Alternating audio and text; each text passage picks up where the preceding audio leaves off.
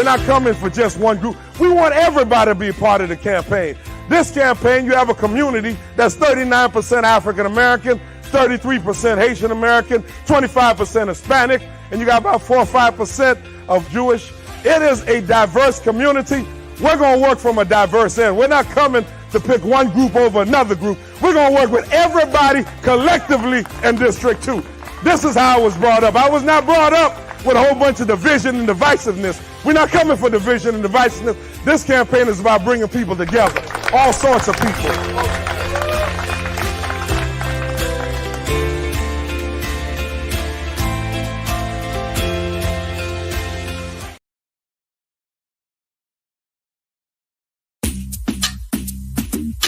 Bo, Wallace, Aristide, 60 with Aristide, North Miami, tap in. Tap, to tap, to tap, tap in. 60 with Aristide, District 2, tap in. Tap, to tap, to tap, tap in. 60 with Aristide, North Miami, tap in. Tap, to tap, to tap, tap in. Aristide a winner, District 2 commissioner. Natural born leader, number one, nobody similar. North Miami bound, tap in, I'm saying listen up. Aristide the best, 30 years and never giving up. Dade County bound, we yelling Aristide. Dedication, motivation, make the city healthy. Bo Aristide, he the GOAT, legendary. August 22, Aristide, no comparing. District 2, 22, you better tap in. Aristide coming through with a different plan. Love the kids, love the people talking Superman. Aristide going up, talking champion. North Miami, Opa-locka, better tap in. Little River, Ponciana, better tap in. Westview, Poundwood, I said tap in. Hialeah, Longmont, gotta tap in. 60 with Aristide, North Miami, tap in. Tap, to tap, to tap, tap in. 60 with Aristide, District 2, tap in. Tap, to tap, to tap, tap in. 60 with Aristide, North Miami, tap in. Tap, to tap, to tap, tap in. Bo, Wallace, Aristide. Bo, Wallace, Aristide. Bo, Wallace, Aristide. Wow. Welcome back to another Wednesdays with Wallace.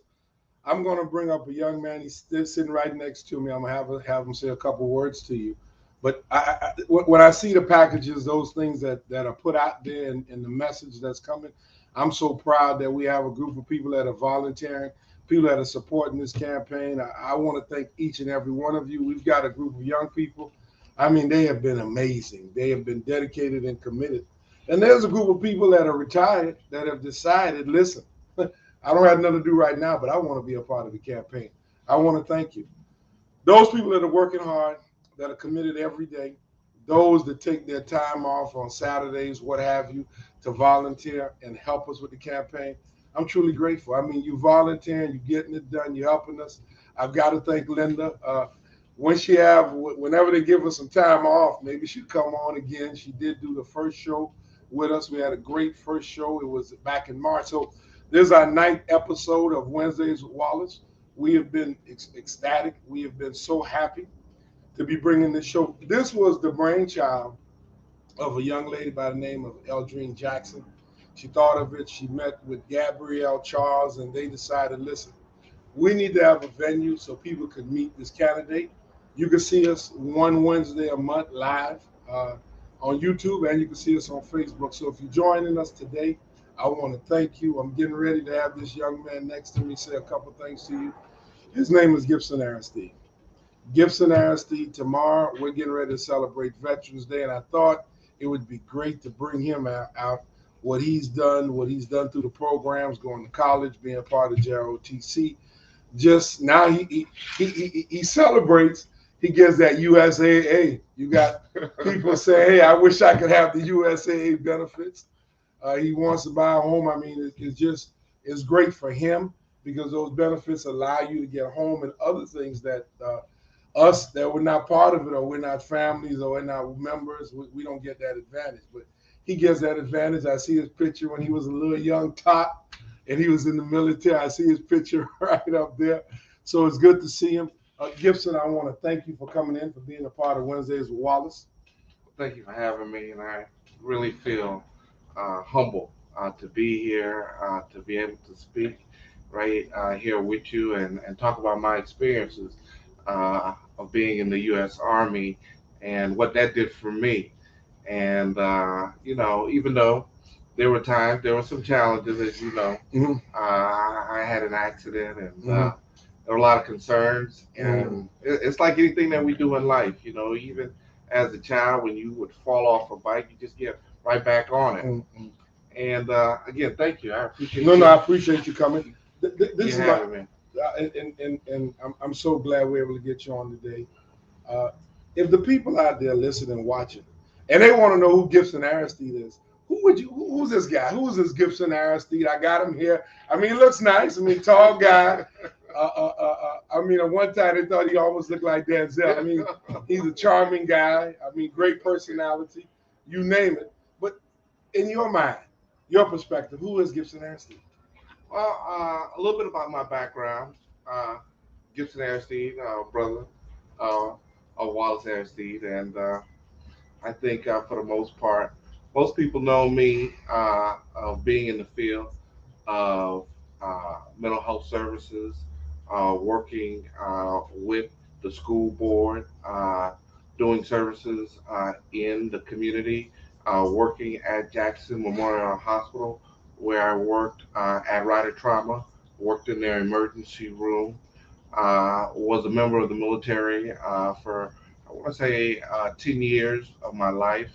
Got to the rank of captain, and I continue to really encourage people who are thinking about it or have a thought that, hey, look, I want to join the military, and especially our young people because of the benefits.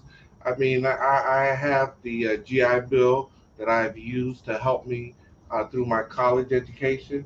I've been able to purchase a home with some of the benefits that the military allows me as a veteran.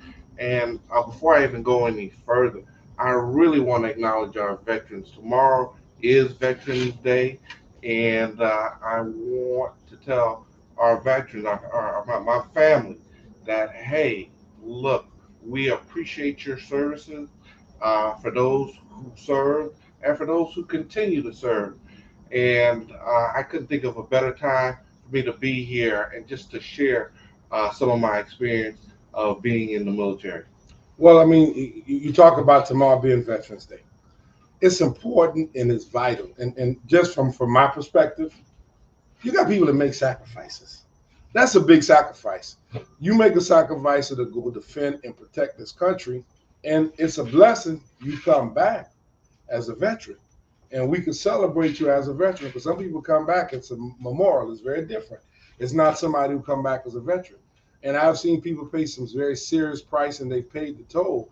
And I just don't think as a society we can thank them enough because that is big. Not only you as a person to join make the sacrifice, but the family make the sacrifice. And I'll give you an example, and I want to talk to you, and you could sort of talk about this how you feel most comfortable. You went through a thing called Slide for Life. You were in Knoxville, Kentucky. I remember going up there and seeing you in Knoxville, Kentucky. It was tough. It was tough to see. You went through an accident. Those are sacrifices I'm talking about. And for you to be here today, I think it's a blessing. And I don't know if you how well aware you were, or you are of this, but your mom, she had the Bible in her hand, and she said, "Listen, he's gonna be all right." Because I've been praying all day and all night. He's gonna be in a good place, and I know you're grateful for her, and I've always been grateful for her. So talk to me about how you felt about that accident when it happened, and you were doing what you're supposed to do in the military. So talk to me how you felt about that, if you don't mind. Well, you remember that was a Yeah. challenging time for both of us.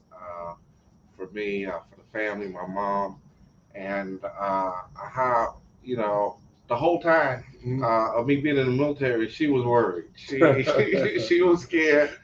But I think once she realized that this was something that I really wanted to do, and how I felt about it, uh, she encouraged me. She said, "Hey, look, if that's what you want to do and you want to be part of it, hey, I'll accept it. But I want you to know, hey, look, I'm your mom. I'm Yeah, concerned yeah, and I'm worried."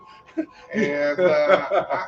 I kind of gradually, let her ease her fears and say, "Hey, look, I'm gonna call you. I'm gonna let you know how things are going." And I think the fact that we kept in constant communication and helped that whole experience. And yes, she is dearly missed. We think about her, we talk about her all the time. But even through all that experience of her being concerned and worried, she encouraged me to continue and pursue my dreams. Well, I'm glad she did that. It's interesting when we have this conversation. She was crying, and I was going to play football. I was even going to the military. She was worried about me leaving to go and just go play football on a scholarship. That's just who she was. I think that's what she was to us as a family. I think she's the one that helped us mold us from all her children mold us from a very early age. So sort of, not Gibson. You went to the military. You rose as captain. You've done some very positive and productive things in the community. In your mind, what do you think? What are some of the next steps? Where do you go from here? Captain Gibson. Hey, we got the captain here. This is Captain Gibson Harris. So Captain, sort of talk to us, Cap. What do you think? What are some next steps? What are some things you like to see? What are some things you like to do? Because I mean, you're at that part of your career. You've given many years. You mentioned Jackson Hospital. Some things you've done. You've given a lot to it. So what are some of your next steps? My next steps would really be working with our youth, being a role model for them, really being a positive influence, and allowing them to seek their dreams and encourage what they're pursuing.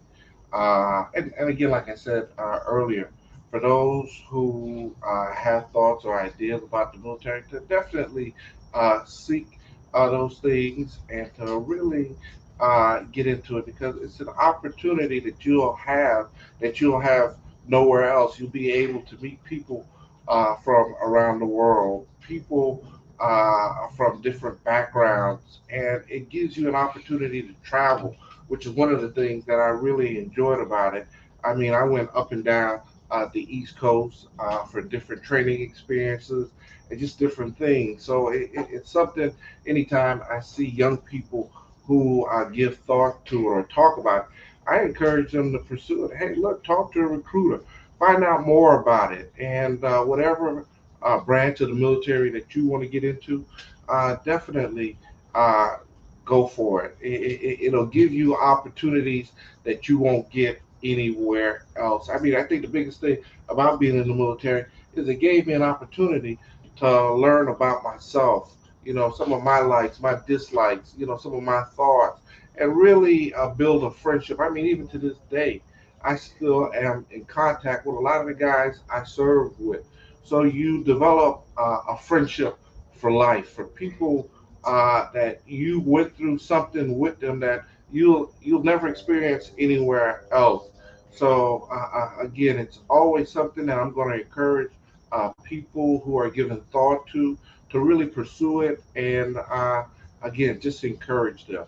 Well, let me say this. I can't go without saying this. He's part of fraternity.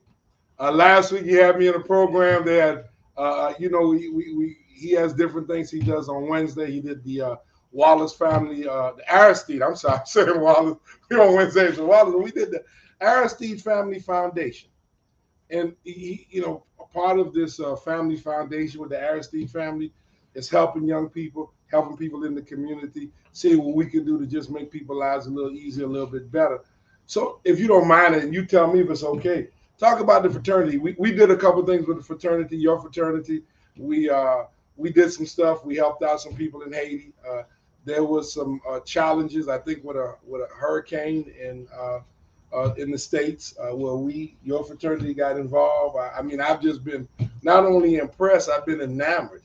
And I'm so pleased that you are part of an organization that reflects your thought, how you want to see, this captain wants to make things better for other people. It's not just about captain. And I want to I saw your message, Ms. Wanda DeVoe. I appreciate it. Get all your folks, Wanda, everybody that's watching us, get your people to come and check us out on Wednesdays with Wallace. But let me let him answer that, and I'll talk about that a little later, because we need people to be seeing who this person is all about. We need to spread the word, folks. I need your help for us to do that. So is it okay with you? Could you talk about the fraternity, some of the things you guys do? Well, he's talking about one of the greatest fraternities that we've known, and that's Omega Psi Phi. And the reason I really joined that fraternity was because of a lot of the work that they do in the community, as far as blood drive, voter registration. We're getting ready to come into the holidays where we do a turkey giveaway. We do Toys for Tot. We recently were part of the breast cancer awareness runs and walks that's done through the community. So there's a lot of community events that really attracted me to the Omega Psi Phi fraternity. And if anything I can say about that fraternity, it's made me a better person, a better man. And I'm thankful I was given that opportunity to become a member. I don't take it for granted. I realize with everybody, that they see this fraternity and say, wow, you guys do a lot of things. But if you're the type of person that's community involved and you want to make a difference, then I definitely encourage you to join our fraternity, Omega Psi Phi. Now listen, that's him making a plug. Ishmael got nothing to do with me. William Aristide got. I got to mention these people. I don't want no problems. I want to say, hey, you done took care of the captain fraternity. How about us? Listen, that's not where we're at. This is Wednesdays with Wallace. We have this show. We want to thank Gibson. He's a veteran. He served. He's committed not only to the country. He's committed to Miami-Dade County. He's committed to South Florida.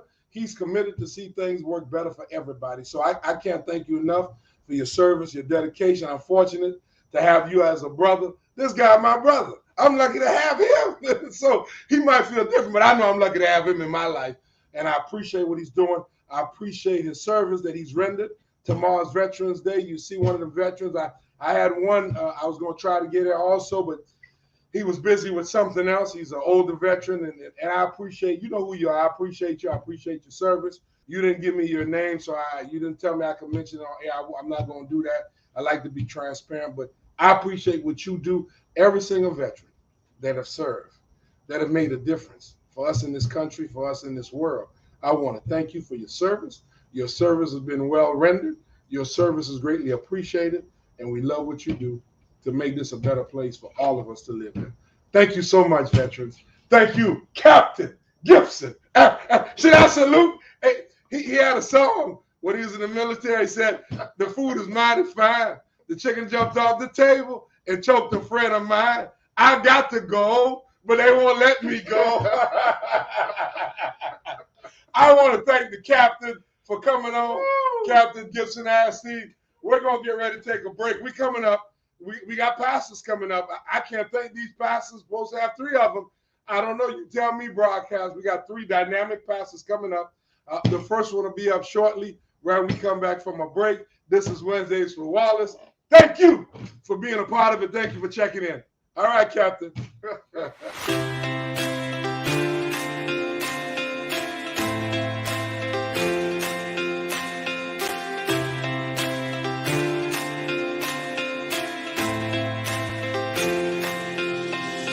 We're not coming for just one group. We want everybody to be a part of the campaign.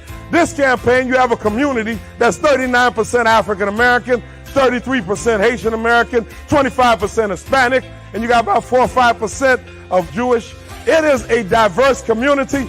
We're going to work from a diverse end. We're not coming to pick one group over another group. We're going to work with everybody collectively in District 2. This is how I was brought up. I was not brought up with a whole bunch of division and divisiveness. We're not coming for division and divisiveness. This campaign is about bringing people together, all sorts of people.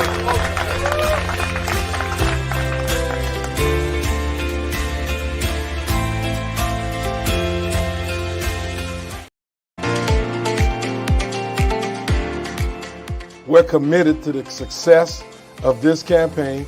Miami-Dade County Commissioner, District 2. So we look forward. I want to thank everybody we talked about last night. I just want to thank you. Let's continue to work. We got a lot of work to do. We got a year and a half out. Let's continue to encourage people. Let's continue to find voters. We're going to be canvassing the community, making those connections, trying to see what we can do. How do we help? Things that we can create to make this a Miami-Dade that works for everybody.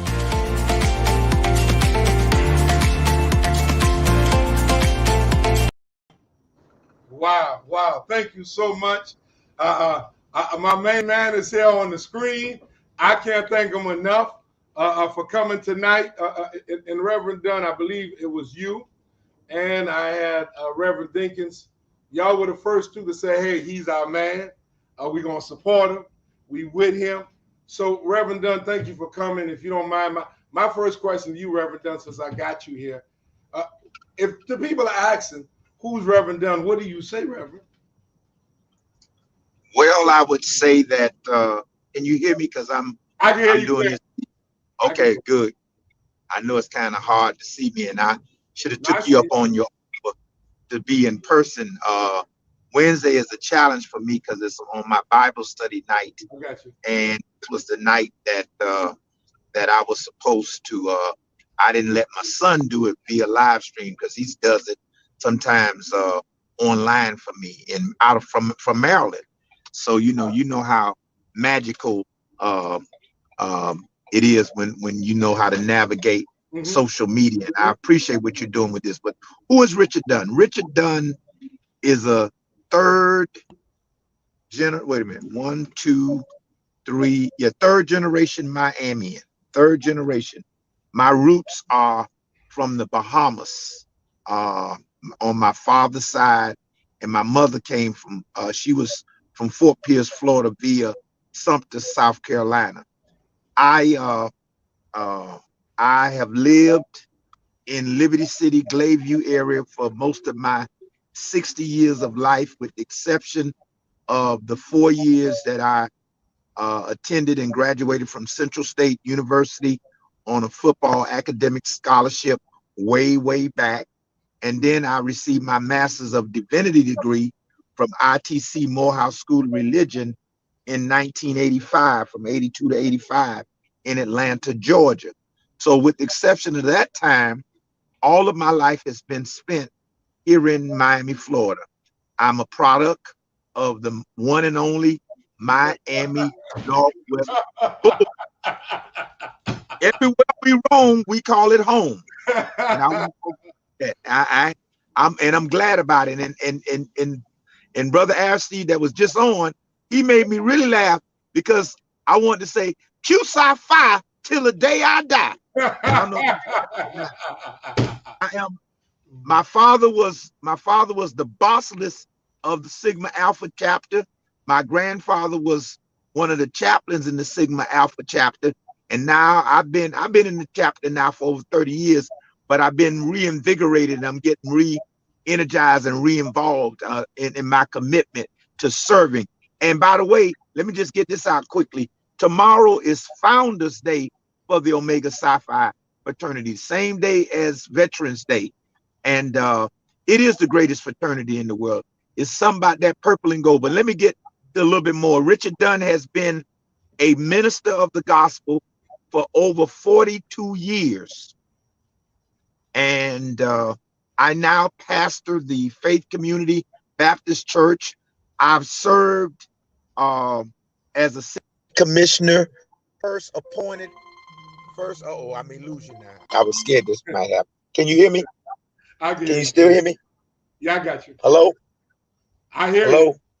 Oh, you hear me? I first served in 1996 when I was appointed for a 2-month period. I lost that election in a citywide election. And then we turned around with the Pulse organization where I served as one of the plaintiffs. And we got single member districts in 1996 in the city of Miami. I need to also let you know that I was a plaintiff for the Miami-Dade County School Board in 1996, where we got single member districts in the Miami-Dade County School Board. And we went from having one person of color serving on the school board to now 2. And so I'm happy about that. I was also appointed again in January 2010. And I was elected in November 2010, for I served for a collective period of about 18 months. I ran in 2013 again, but I lost. I currently now serve on the Children's Trust. That's just a little bit about me. I don't want to keep going on and on. It's about you, and it's about me supporting you, and it's about how proud I am to support you, and it's about how I'm energized by your energy, and I'm sure it's gonna draw and engender more energy because you bring that, you exude that, and I want to thank you for that. And you're not only a good speaker, not only a good principal, not only a good educator, but by God, you're a good host. I was listening to the questions that you were raising. I'm impressed. Oh, wow. I really appreciate you saying that. One of the things, and I mentioned this to you before, you've been an Wait, inspiration to me.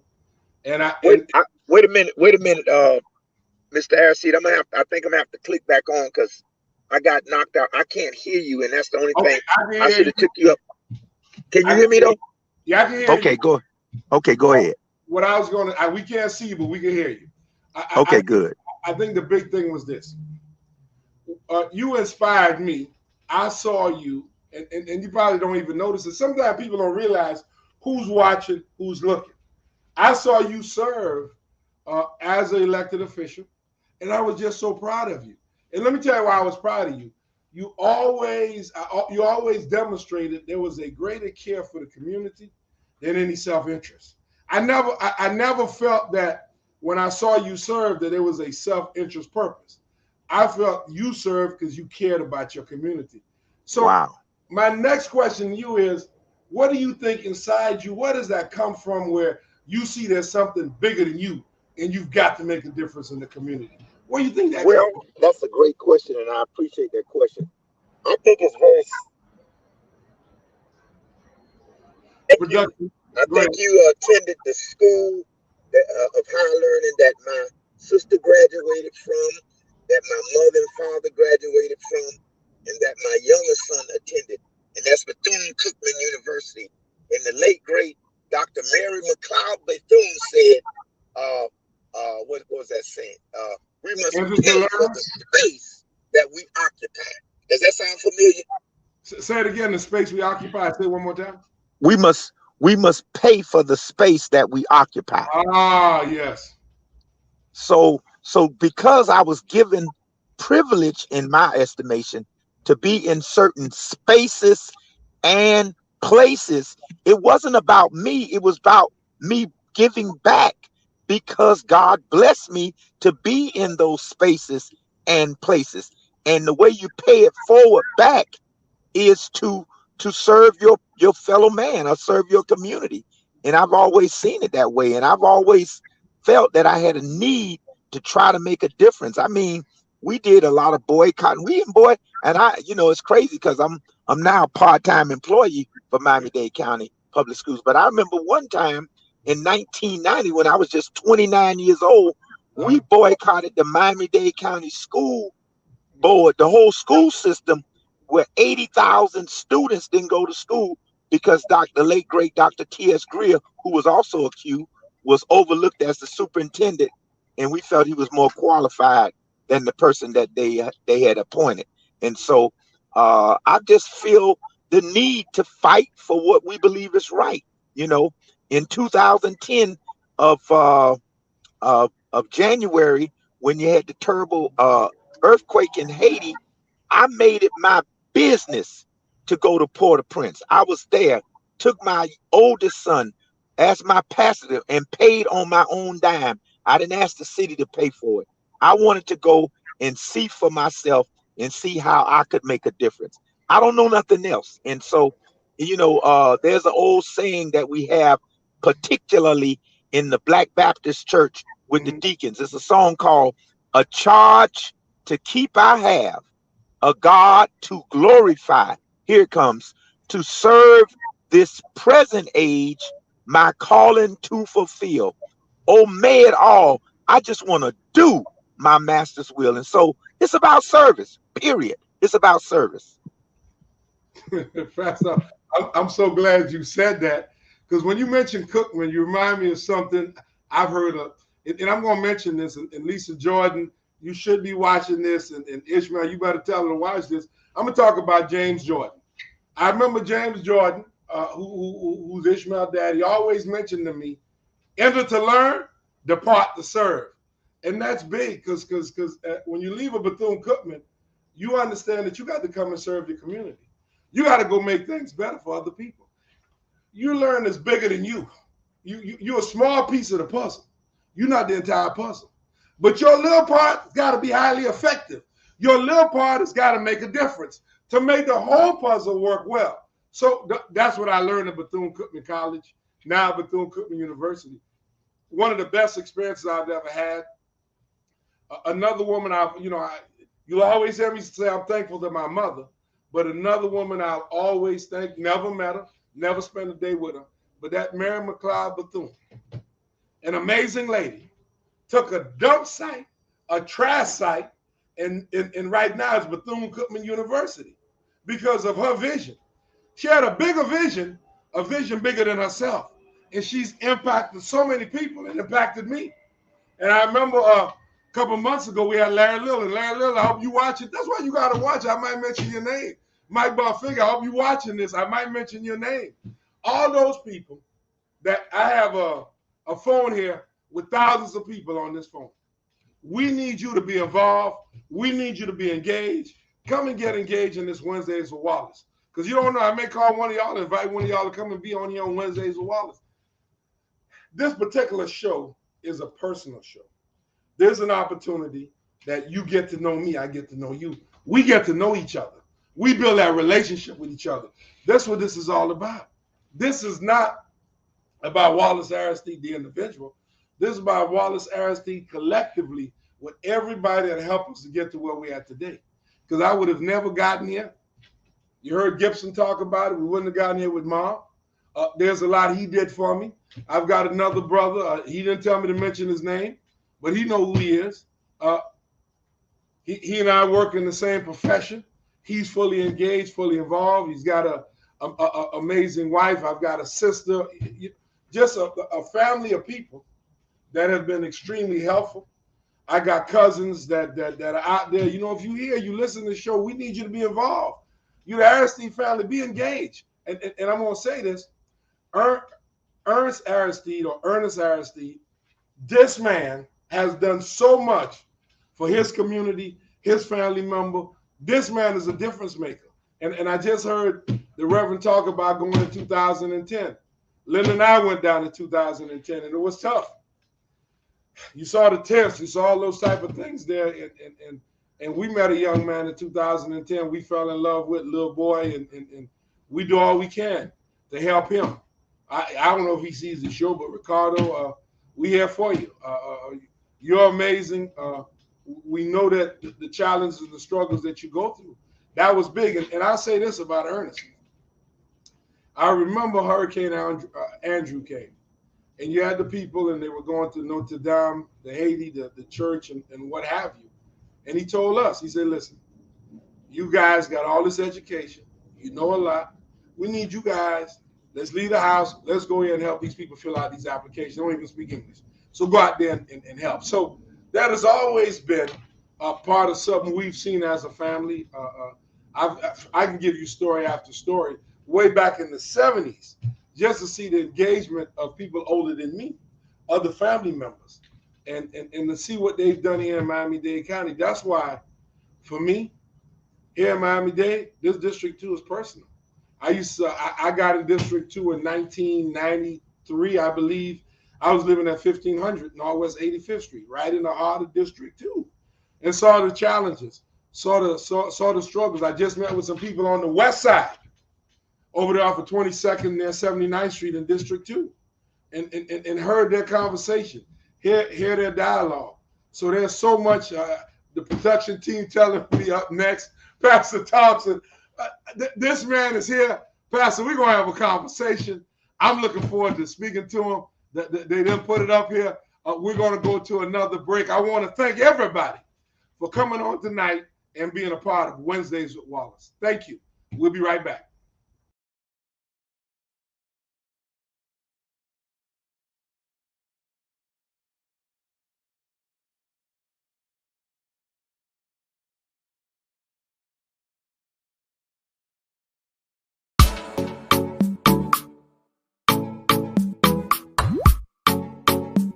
Haiti, a land of clear blue waters, white sandy beaches, and lush green landscape, so rich in culture yet so vulnerable to devastation. In the early morning of Saturday, August 14th, 2021, a 7.2 magnitude earthquake ripped through the land of my ancestors.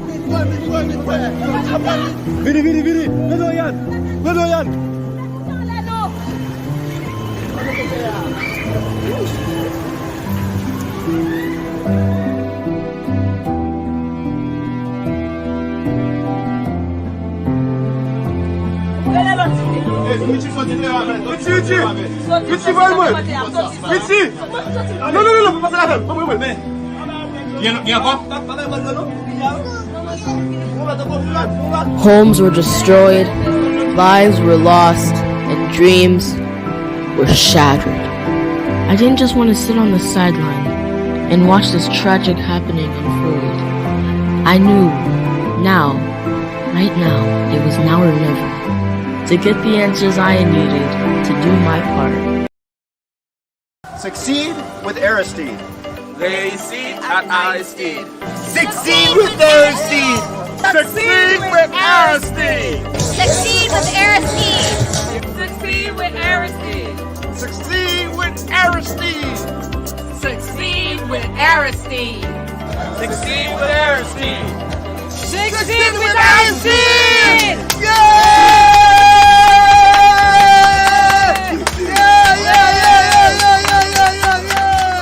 Political ad paid for and approved by Wallace Aristide, candidate for County Commissioner, District 2, nonpartisan. Let's go for it.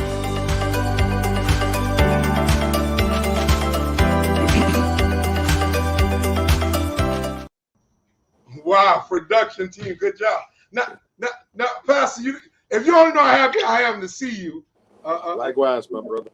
Brother, I can't thank you enough. I'm so glad Pastor Thompson was able to come here today.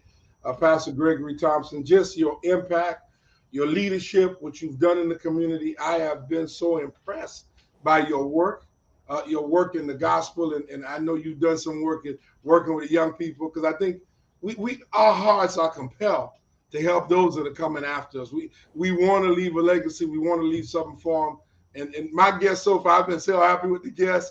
I'm glad we got you on. And my question to you, Pastor Thompson, if they ask who's Pastor Thompson, what would you say? Well, first, I want to thank you for having me on with you, with Wallace Wednesday. I wish you would have had me after your brother and Dunn. No, Pastor, you good. I thought you was my good. friend. You good, Pastor. If the question is, who is Pastor Thompson? Pastor Thompson is really a humble servant of the Lord. I was born in Scott Projects in Liberty City in the 70s. I went to Ponciana Elementary. They bused us to Hialeah Junior High. And then I made that switch and went to Miami Jackson Senior High. No, I'm not a bull. I wore green. I wore green and gold, not blue.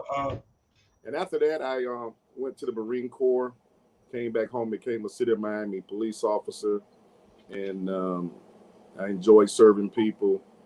Became the pastor of New Harvest Church, and the president of the AACCC, which is the African American Council of Christian Clergy. I'm not really a guy that toot his own horn. Basically, I'm just a nobody trying to tell everybody about somebody who can save anybody. Oh, Pastor, that's one of my favorites. You like that when one? you say that, I don't know why you do me like this. You made me want to jump out my seat, because I remember I got the job, right? And I had the same thing. I said, listen, I'm a nobody. I'm in a hurry. I'm spreading as fast as I can to tell everybody about somebody's. And I ended by this one. I made a little twist to it. I said, if they ever ask you who I was a humble servant to the children and the staff of that particular school. Pastor, when I say that's one of my favorites, when you say that to me, you give me goosebumps, preacher. That's why I'm glad you're here. You got me like. God be the glory. Of course, I thank God for it. So, pastors, tonight we've got 3 pastors. We have another pastor after you. We're going to have a 4th one, but he was ill, but everything worked out because God has a plan. I was able to get Gibson. Now you told me you were in the Marines, so I want to thank you for your service. If you don't mind, if we could talk a little bit about that experience, because I think a lot of times young people, they're not sure what they're going to do, where they want to go. And it's funny you mentioned Marine because yesterday I met with 2 Marine recruiters that came and meet with some young people that I'm serving right now. And I just wanted to hear from you if you could talk about that a little bit. Let the folks know about your service, the Marines, and what do you think about it? Right. I went into the Marine Corps right out of high school, and I would tell everybody, other countries, they mandate that their young citizens be a part of the service, probably 2 years or more. What it did for me, it gave me discipline. I mean, I was a young guy out of Miami. Everybody is not, I don't want to say college material, but everybody don't want to go to college, and so that's why I thank God for these technical schools that can get a trade and find something to do. But I went to the Marine Corps, and in that boot camp, it taught me discipline. It taught me a lot about myself. It pushed me to the point where I learned that I can do more than I thought I can do if I just, stay the course. I like to use this word fortitude. It's the mental and physical strength under pressure, under affliction. And so many of our young people lack the fortitude. And that's why they falter and often fail, because they don't have that stick with it, And so it taught me that. I was a Fort observer. I was the guy that jumped out of the plane and set up and called for fire, whether it was air fire or sea or just field artillery. And so I will encourage everyone, especially young men, our young men, to go in, get some discipline. Discipline is that thing that you're doing right when nobody's watching. Anybody can do right when they're being watched. But that discipline, you're doing right, not because you're being watched, because it's the right thing to do. Integrity and character. And so that helped me be a successful police officer. We live in a climate, and I saw it in your introduction, where this world is so divisive. It's and I believe it's by design, but we have to focus on the right things to, they divide us. Even in the church is divided. God was never part of this denominationalism. The African American Council of Christian Clergy is an interdenomination council. It's not all Baptist. It's not all Methodist. It's all together, because we want to get rid of that divisiveness, even in, watch this, religious settings. Back in the day, Baptists didn't fellowship with this group didn't fellowship with that, and so it's all rubbish. So I thank God that we are moving in a direction, even in the religious vein, to come together. Pastor, I'm glad you're saying some of the things you're saying. I totally agree with you. We are in a divisive atmosphere. That's why it's big for us, and that's something we push. We're pushing for people to come together, not the people to be separated. And we don't want to just do that by saying it. We want to be an example. Exactly. So you'll notice, like in a lot of our packages, we bring all kinds of group of people together. When we have meetings, we try to come with, we don't just go with one group, we go with everybody. We make everybody a part of it. And not only everybody's felt welcome, everybody know that they're vital. Everybody know that their input is important. And we're not here to tear anybody down. That's not what we're going to do. Just in this field that I've been in, I work with all kinds of groups of people. And I grew up dealing with all kinds of different type of folks. So I'm totally in agreement with you with that. I guess my next thing to you would be, you're a police officer. And, Yes. and I'm glad you said something before I go on to police. I'm glad you talked about the technical. For me, that's big. I was at a school where I had children. We had automotive, we had auto body, we had welding, we had dry cleaning, cosmetology, we had trade and logistics, technology programs. So I was there where you had all these different programs. Right. And I remember when we brought some of the programs in and brought them back or what have you, because at one time the atmosphere was test, test, test. When we brought the programs back, I could recall a student was misbehaving in a math, English, or science or core class. And I would tell the teacher of the program, say, your guy or your gal, they're not doing right. They would go talk to the student and say, listen, if you're going to be in this program, you got to do better in that core class. And it worked. It was like these guys were like a football coach or a basketball coach or like, you know, there's a lady, and I'm not going to mention her name on here, but there's a lady that got dancers. When this sister moved, Doc, it's like a military cadence. Everybody moved. Right. I worked with a band guy. When Maestro do this, everybody stage right, stage left, you go with Maestro. And I understand that. That's why some of these things are so big for young people. And I'm glad you mentioned discipline, because that's one of the challenges sometimes young people face. And I always tell staff and employees I work with, don't get mad with the young people. Sometimes the home training is not what it Right. is. Absolutely. And sometimes it's not the parent's fault. Sometimes the parent got a lot going on, got a lot of challenges. They try to put food on the table. Right. And if you live in Miami-Dade, the cost of living is sky high, so you might have to work 3 jobs. You may not have the time or the dedication. Because when I grew up, the cost of living was different. Imagine in the 70s, my mom bought a house for $27,000. 5-6 years ago, it was sold for $150,000. Right. Not to say it's not the inflation. I mean, it's just a different world now. So we just got to take that into account. But I just wanted to talk to me a little bit about you, police officer. You did it, because again, police are challenged. There's a lot of challenge. There's an atmosphere there with some that maybe they're not needed. Maybe but for me, I've been fortunate. I've worked very well with them. We've worked together. We've had a great relationship, especially the ones I've dealt with.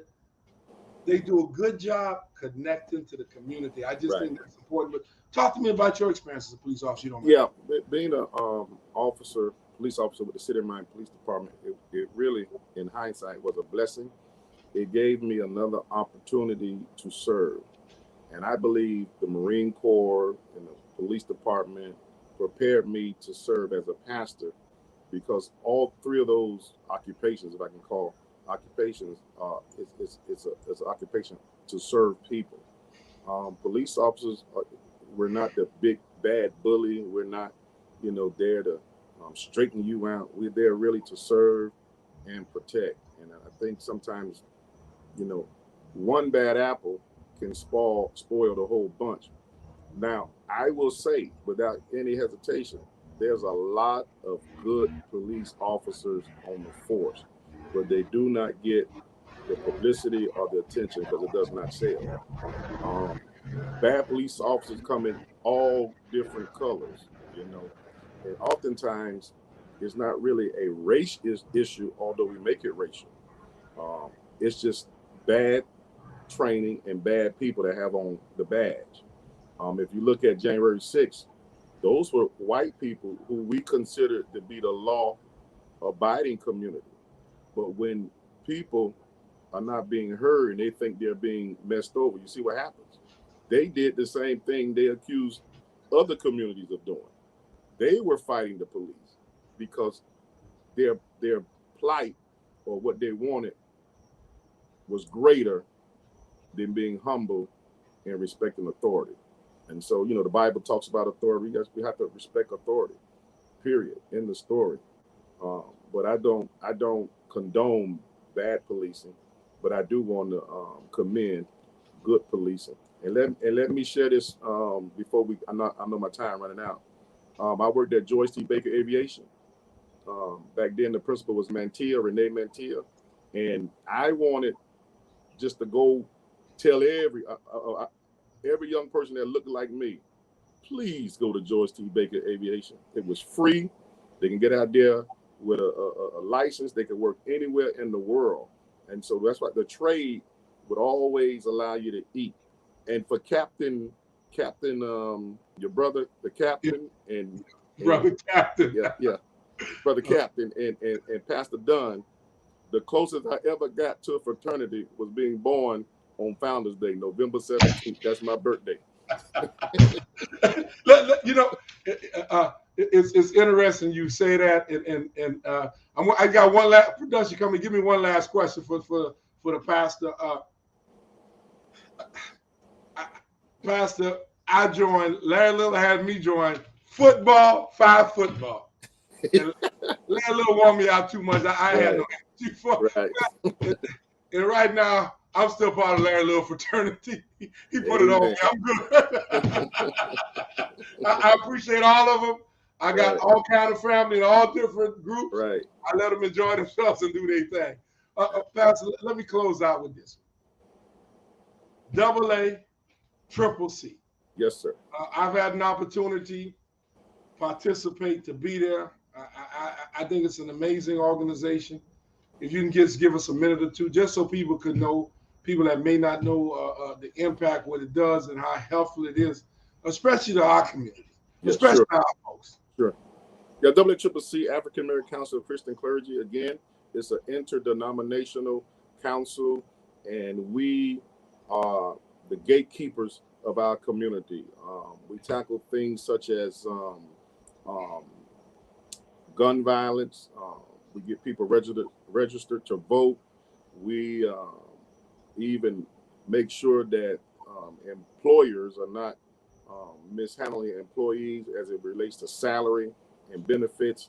So campaigning, when we in the campaign cycle, we make sure we get out to vote, tell people how important it is to vote, and they have a right to vote, and there's power in the vote. A lot of people died to give us the right to vote that we take for granted. You know, a no vote is a vote for the people that's against you and your interests. So, you know, that's what we do in the community. We just the gatekeepers, we the watchers. We make sure that we have our communities back, pretty much. Pastor, you don't know how much I appreciate you coming on and just talking to me. My pleasure. No, this is just a personal conversation. There's a gentleman. He's a pastor. I was told that he's getting ready to do it. So he's supposed to be Mr. Moderator. I won't mention the name. I think you know what I'm talking about. I was told by some people he's ready to come on board. We're praying for it. And I'm looking forward. When I went to your church, the times I went, I had a wonderful time. I will be back there again. Just want to fellowship. Just want to meet the folks. And for me, and for what we're trying to do here, this is not about politics. This is about us connecting with everybody that lives in District 2, us getting to know each other. I'm big, Pastor, on building relationships. Absolutely. That's number one. Because I can't ask you for anything. I haven't even built a relationship. I had a conversation today. We're talking about some young people, getting them involved, see if they can contribute, donate, whatever. Because there's some very wealthy young people, and they can help the community. Absolutely. But I said we got to have a relationship with them. And one of the things for me, Pastor, if a youngster is involved in some criminal activity, gang, whatever, I never look down. I talk to them to see how we can try to show them that there might be a light at the end of the tunnel. There might be a different path that they may want to look at. We don't come, because see, one of the challenges sometimes I think we face with young people, they feel like we look down on them. Right. And we just, in their mind, we totally disrespectful. We blame them for everything. But a lot of times the blame is, you know, us where we at. We got to look at ourselves too. We can't just say it's them. Something went wrong somewhere. Right. There's an issue somewhere. And the big thing is, how do we bring them back into the fold with love and understanding? Not into the fold with chastisement and, hey, you wrong. You know, not like that. Hey, right. Bro, you got a lot going on. You got here. Let's work together to get you away from this, because this is going to be self-destructive. You're not going to be around. You're not going to be around tomorrow. And you said something, and I want to close out with this, and if you want to say a word or two when I get done. When we grew up, Pastor, you go somewhere and you dance, you'd ask 10 girls to dance. 9 of them would say no. But the last one probably say yes. So you got to a point you didn't give up. We had a party down the street here. Guy went to one girl. She said no. He destroyed the party. I said, you got to be kidding me.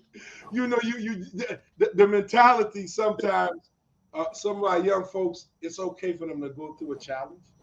And I always tell them, failure is not a bad thing. Right. You learn from making mistakes. Absolutely. You learn from not doing it the right way. That's how you learn. It's not bad. You didn't pass this test, but let's go back, see what we did wrong. Right. Let's make the correction. We can pass the next one. You want to say a word or two before I go Just to the next want to one? let you know you're always welcome to the Harvest Church. We are in District 2, and you're always welcome. You don't have to call before you come. You have a standing invitation to the Harvest Church. You want to give the address if anybody, so our folks can know that watching. Absolutely. 12145 Northwest 27th Avenue. 12145 Northwest 27th Avenue. We're right next to the barbecue pit. That's next to that club down there. I'm not going to call the name. I know. We're right there on the corner. I know. Pastor, I want to thank you so much.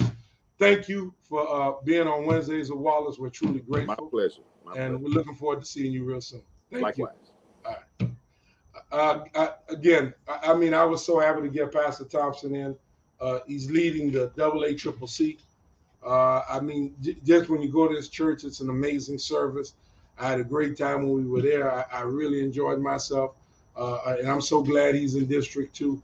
I'm glad he's part of the clergy. And we have some tremendous folks. And we're coming up with a dynamite. This might be Mr. Dynamite. This is a dynamite preacher, a pastor of the gospel. I appreciate him so much. He's going to be up right next. Thank you. Thank you for watching Wednesdays with Wallace. We'll be right back. Pastor Santi Jimenez was born in Dominican Republic to Santos and Elvira Jimenez. At the age of 12, he received the gift of the Holy Ghost and began his journey as a servant in God's house. In 1995, his family moved to the New York area where he served faithfully under the ministry of Pastor Manuel Alicia. During his ministry, he met the love of his life and wife of 13 years, Stephanie Jimenez. Together, they served 3.5 years as evangelists for the United Pentecostal Church International, ministering the Word of God across the nation.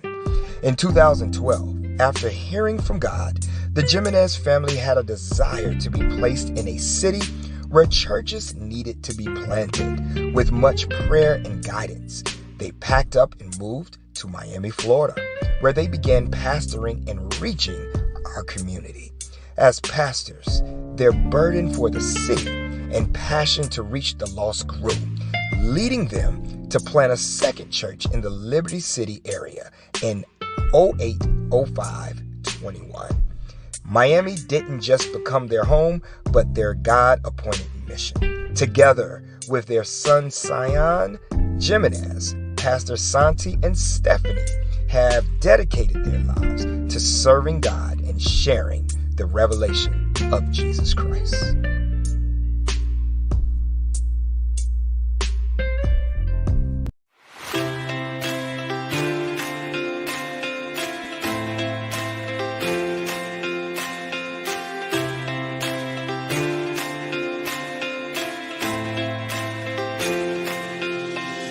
We're not coming for just one group. We want everybody to be a part of the campaign.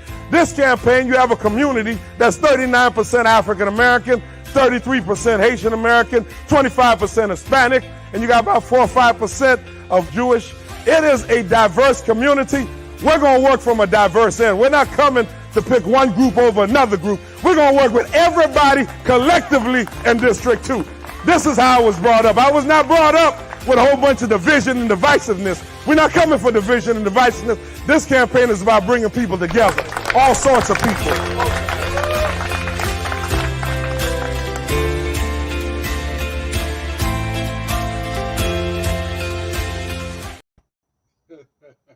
Wow.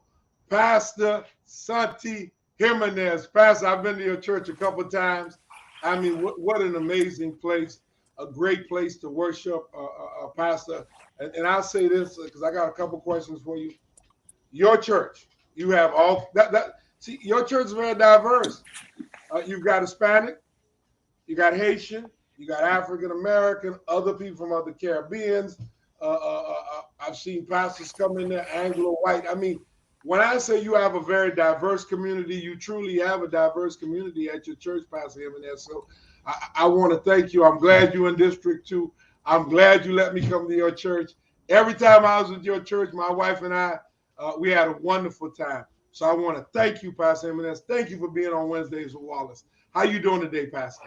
I am blessed. I'm thrilled, and I'm so happy to be on your show. This is amazing. You're really making a difference and an impact on this community. And to hear our previous pastor speak so highly about you is just a confirmation of what you are really doing for the community. So, Mr. Aristide, I want to thank you for being a friend. I want to thank you for your impact and the vision that you have. And we're just very glad to be part of District 2. I appreciate that, Pastor. So you heard the questions. You're going to get this question right now. If they ask who's Pastor Santi Jimenez, what do you say, Pastor Jimenez? A revivalist, someone that loves people, someone that wants to see our community grow and come to the feet of Jesus, just loving God. I received the Holy Ghost when I was 12 years old, and I believe that the power that God gives to his children, it's just so amazing. So I think we all need him. We all need Jesus. So about me, it's just that. It's just someone that is hungry, someone that has great vision, and someone that goes and loves people. Pastor, I'm glad you said you love, because I see it. Like I said before, I see a whole bunch of different people at your church. I mean, very diverse church. Sort of talk to me a little bit about it. Now, you in Dade County, you in District 2. What do you think so far you've seen in District 2? What have you seen so far in Dade County? What is your thought process based on you here in our county? What are you seeing? What do you see for the people you're working with? What are you seeing here in the community? What is your impression right now? So I do see God's hand moving, and by seeing him with a spiritual aspect, or with my eyes open as far as on the spiritual realm, I do see God's moving in our district. I see people's life being changed. I see people coming to the Lord, and that's why we're here. That's why we're here. Even supporting you as a big part of it, because people that love this community are the ones that are going to make the difference to bring this to Jesus. I think that that's the ultimate goal. And so I do see a city that will be transformed by the grace of God and by true leadership that are not in it for the wrong reason, but in it for the right thing. I'll tell you this, Mr. Aristide, I happen to know a few of your students as principal. And so this is the thing, is that coming from people, like I heard you speak to the pastors and you were talking about it has to be relation. It has to have we have to be in a relation, like, the connection. And so they just have great things to say about you. And I started looking at your background and how long you've been in the city. And that really moved me, because honestly, that lets me know that you really are in it for the right reason. You've been and you love the city, and you've been a part of it in many ways, in different ways. So this is just great. A good friend of yours is a great friend of ours, and he just speaks so highly about you, Mr. Decius.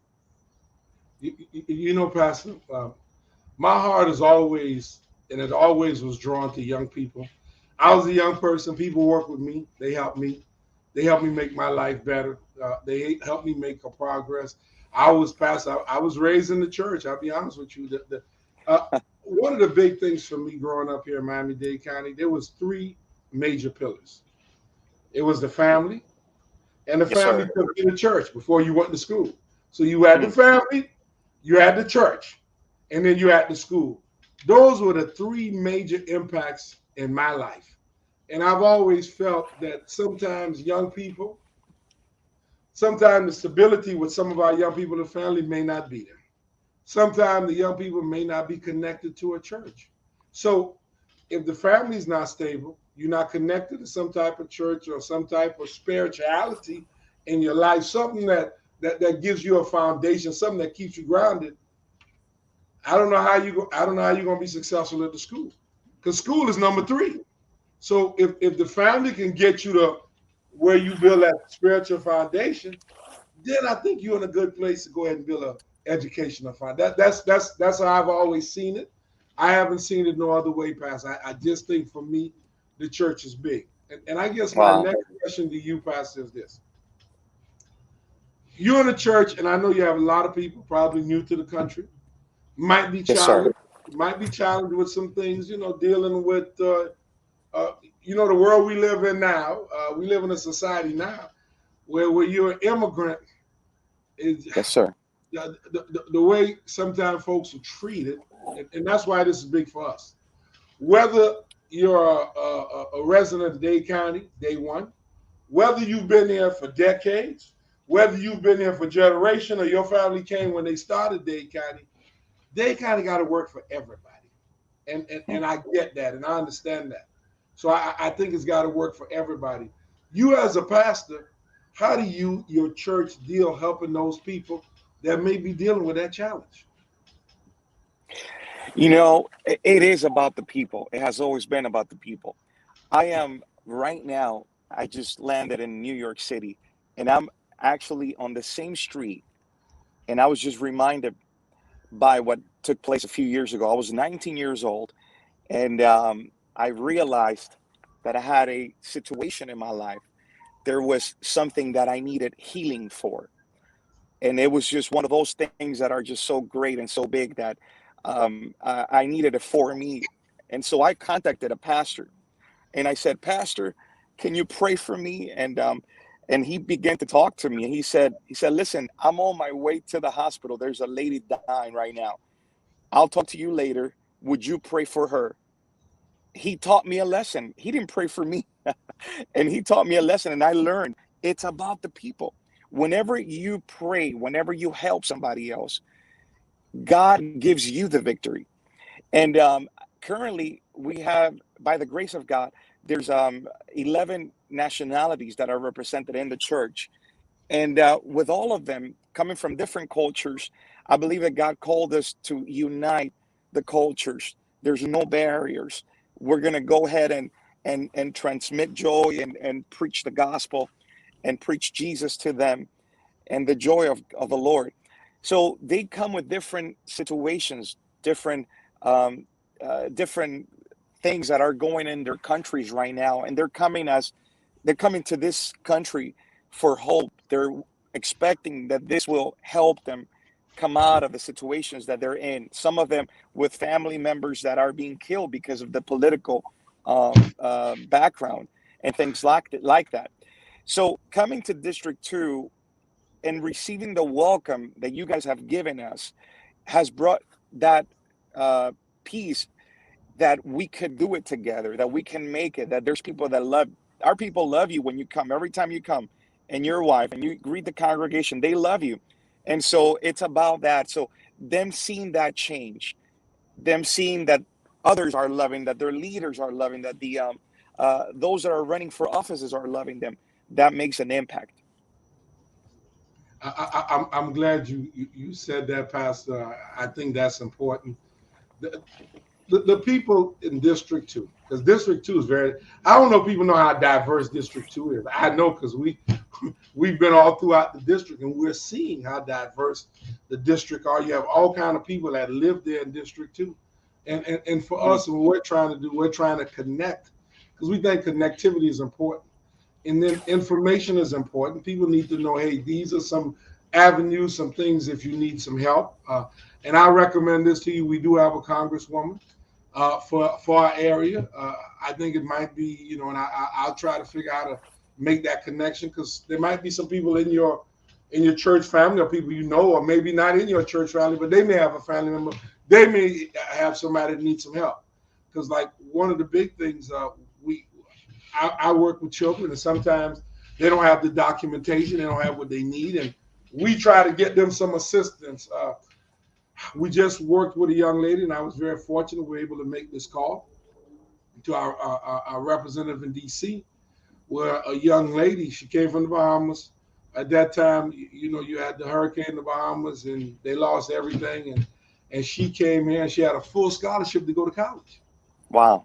Like she wasn't going to go until we made that phone call. And it was a blessing to make that phone call. We're grateful. That's why we appreciate our representative. Our representative is working very hard for us in Miami-Dade County. That's impressive. Wow. And for us, that's what we want to do. We want to see what we can do, how we can help, how we can make things better for people that live in District 2.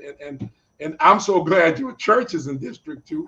and the church where you were at before, I believe, I'm not mistaken, either that building is in District 2 or it's teetering on the border of District 2. And I did tell that pastor, I would love to come down there and just say hello and meet and greet. And Pastor, if you don't mind, if you can, and I'm going to ask you to do me a favor, if you could just reach out to our people here that speak Spanish. And yes, sir. Say a couple words to them just to encourage them, because we want them to be involved. We want them to be engaged. Yes, sir. Is that something you want me to do now, or? Yes, if you don't mind, if you could just just a couple seconds in Spanish. You know, no problem. We here to support them, and you can give them your church information in Spanish and in English. I'd appreciate that. Sounds good. Sounds good. Thank you so much. Quiero saludarle a todo aquel que habla español. Hermanos, les animo en el nombre de Jesús de que sigamos el camino de la verdad, el cual es en Cristo Jesús. Iglesia Virtud está localizada en el 2451 Northwest de la 79 calle, y queremos verle por allí. Que Dios les bendiga mucho, y pues estamos llenos del poder del Espíritu Santo. Así que Dios les bendiga en el nombre de Jesús. Do we still have them? I don't know, production team, we had him. I don't know if we lost him. I know he said his address was 2450 Northwest 79th Street. He's in District 2. Pastor Santi Jimenez, I want to thank him for coming on. We got about a minute or two here in the show. Folks, this is about us reaching out to everybody in the community, every segment in the community. I'm so grateful for those pastors for coming on tonight. It really means the world to me. I'm looking forward to some other pastors that seem to be getting ready to engage. Listen, we want to engage everybody. This District 2 has got to be a resource for everybody that lives in District 2. If you can go, if you're watching and you've not been involved, you've not been engaged, go to www.wallace, WALLACE, Aristide, ARISTIDE.com. Get involved, get engaged. Folks, we need volunteers. I got a guy that just volunteered the other day. I won't mention his full name, first name Derek. That guy's working for this campaign. The man is on the ground. He's helping us. Listen, you volunteer your time. We appreciate it. We're thankful and we're grateful. Those that have volunteered, we can't thank you enough, because you bought into a vision. You bought into a vision to see a Miami-Dade County that works for every single resident. You bought into that vision. Let's buy in that vision together. Once we get in the seat, you volunteered, you put in your time. There's not Wallace Aristide seat by himself. There's our seat. We go in there together. I don't go in there like that. I go in there with you because you helped me get there. Listen, folks, I'm not going to get there by myself. I get there with your help. I get there with your support. And with your help and support, I'm going to demonstrate. This guy, Wallace Aristide, speaking to you tonight, I'm going to demonstrate that I appreciate it. It don't work that way for me. And you heard about the pastor. When Pastor said something, Thompson said, I'm a nobody in a hurry to tell everybody about a bunch of somebodies. I want to talk about those people that volunteered to help this campaign in District 2. I want to talk about those people that donated, gave their treasure, gave their gift to District 2, to this campaign. That's what this conversation is going to be about. I need your help. I need your support. We can't do it without you. We need you to get it done. And I'm going to say this. We feel very good. We feel good for the support we've received already. We'll feel even better with additional support and those monetary gifts. You donating some time. We're asking people that want to donate some time for us. We're asking you to do 2 Saturdays a month, 4 hours. Can you give us 4 hours a month? 4 hours a month. It'll make a big difference. If you can give us every other Saturday for 2 hours, we're happy. Or you say, listen, I can't give 2 Saturdays. I give one. We'll take one. Give us 4 hours one time, and it's done. I've got some folks, and I hope you don't get mad. I got Duke Sawyer Sr. This man run all over the district trying to help this campaign. Jacques Sorrell, he's sprinting around the district. I won't even talk about Guillaume. I mean, this lady here, my God. Josie Martin. I mean, so many of them have put in a whole lot of time. Margarita, come on, Ms. Beckford, go ahead on. You getting it done for us. Eldrine Jackson started this Wednesdays with Wallace. Thank you. And all those people in my production team, the Lewises, I mean, these folks are amazing. I'm looking at them on social media. They doing poetry slams and all that. I wish I could say a poem or two. Maybe they'll get me on their poetry slam. That would be nice. I wish I could sing, guys, but I'm not that guy. I'm just thankful and truly blessed that I'm a candidate running for this office. And a lot of my training have come from the jobs that I've done. And those jobs speak for itself. So if the mindset is, well, guy's a novice, he's learning. I've been some places, I've done some work. You're going to think about learning. They were not easy. They were a challenge. And we're looking for an opportunity to take this challenge and make a difference in Miami-Dade County. I remember a young lady, and some of y'all know her very well. I was working with a young lady. She was in charge of a program, and she was serving the community. She was a community servant. She became a commissioner. She never been in no office before. I never saw her in office before. She became a commissioner. And all these people with these big names, these superstar names came against her because she served the community. She is now the current mayor of Miami-Dade County. I don't even have to tell you her name. Look what she's done. Let's come and let's get this done together. We're going to do something. We're going to make a difference. You'll see it. We're doing it together. Get on there. Get on www.wallacearistide.com. Volunteer. Donate. Help us out. Follow us on our social media platforms. They've been going all up and down. Succeed with Aristide. Go ahead and follow us on IG. Be a part of it. Follow us on Facebook. Come on, let's get this done, District 2. Let's go ahead and win this and see a Miami-Dade County to work for everybody. I want to thank you for another great episode of Wednesdays with Wallace. Production team, thank you. Thank you so very much. You have a great week. Have a happy Veterans Day, everybody.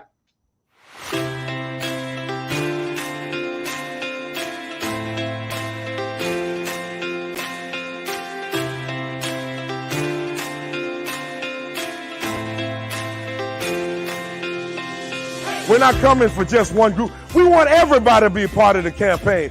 This campaign, you have a community that's 39% African American, 33% Haitian American, 25% Hispanic, and you got about 4 or 5% of Jewish. It is a diverse community. We're going to work from a diverse end. We're not coming to pick one group over another group. We're going to work with everybody collectively in District 2. This is how I was brought up. I was not brought up with a whole bunch of division and divisiveness. We're not coming for division and divisiveness. This campaign is about bringing people together, all sorts of people.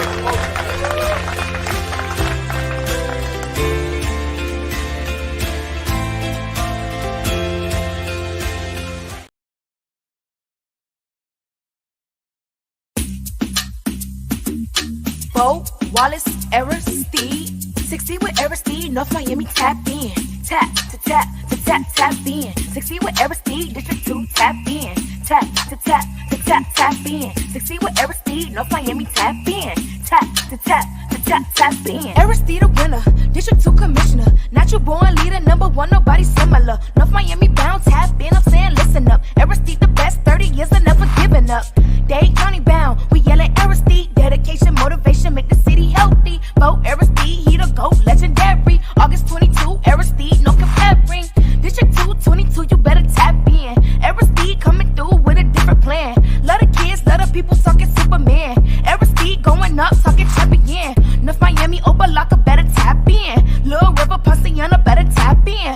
Westview, Pinewood, I said tap in. Hialeah, Longmont, gotta tap in. 60 with Aristide, North Miami, tap in. Tap, to tap, to tap, tap in. 60 with Aristide, District 2, tap in. Tap, to tap, to tap, tap in. 60 with Aristide, North Miami, tap in. Tap, to tap, to tap, tap in. Bo, Wallace, Aristide. Bo, Wallace, Aristide. Bo, Wallace, Aristide.